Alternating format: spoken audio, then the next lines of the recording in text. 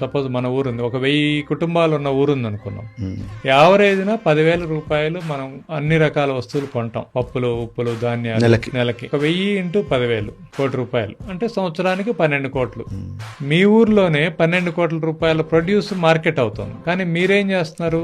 మీరు పండించింది మొత్తం క్వింటాల్లో అమ్మేసి మీరు కిలోల్లో తెచ్చుకుంటున్నారు. ఒక చిన్న రైస్ మిల్లు మీరే పెట్టుకోవచ్చు, ఒక చిన్న కారపు మిల్లు మీరే పెట్టుకోవచ్చు, మినువులు వీటన్నిటిని తయారు మిల్లు మీరే పెట్టుకోవచ్చు. ముందు మన ఊరికి కావాల్సిన సేఫ్ అండ్ హెల్దీ ఫుడ్ మనం పండించుకొని మనం ఆరోగ్యంగా ఉండి ఆ డబ్బులు మన ఊర్లో రైతులకే మిగిలితే మిగిలిన పంటని మనం మన బ్రాండ్ తోటి మన దగ్గరలో ఉన్న హైవే మీద మీ ఊరు పేరుతోటి ఒక స్టోర్ పెట్టుకొని పలానూరు పంట అని పెట్టుకున్నారనుకోండి, ఎవడో కాఫీయో టీయో అమ్మడానికి 100,000 ఫ్రాంచైజీలు పెట్టి రోడ్ల మీద పెట్టి అమ్ముతున్నారండి. గ్రామ స్వరాజ్యం అంటే ఇదేగా గాంధీజీ గారు గ్రామ స్వరాజ్ గాంధీ గారు చెప్పింది సెల్ఫ్ సస్టైనబిలిటీ.